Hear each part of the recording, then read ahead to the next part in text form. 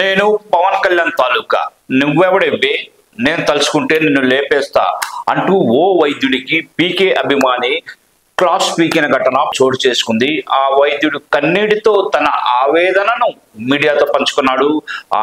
ఏం జరిగిందో ఆయన మాటల్లో మనం చెప్తే, ఆ పాతనగరం ఫినిష్ హార్బర్ వద్ద హోమియో క్లినిక్ నడుపుతున్న మధ్యాహ్నం 12 గంటల ప్రాంతంలో క్లినిక్ మూసి ఇంటికి వెళ్తున్న సమయంలో ఓ అభాగ్యురాలు తన చంటి పిల్లలతో మండు టెండలో ఆకలితో అలమటిస్తుంటే బిస్కెట్స్ కూల్ డ్రింక్స్ ఇచ్చాను.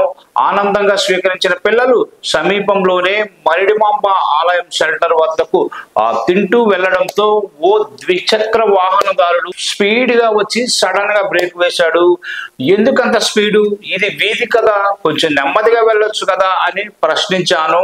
అంతే ఆ యువకుడు రెచ్చిపోయి, నేను పవన్ కళ్యాణ్ తాలూకా నువ్వెవడివిరా నన్ను ప్రశ్నిస్తున్నావు, నేను తలుచుకుంటే నిన్ను లేపేస్తా అంటూ దౌర్జన్యం చేశాడని డాక్టర్ రియాజ్ అహ్మద్ ఆవేదన అయితే వ్యక్తం చేశాడు.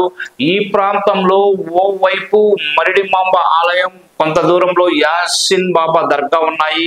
ఇటు మరిడిమాంబ ఆలయానికి వెళ్లే భక్తులు, యాసిన్ బాబా దర్గాకు వచ్చే ముస్లింలతో పాటు పరిసర ప్రాంతాల ప్రజలు ఇటు గుండానే వెళ్తుంటారు.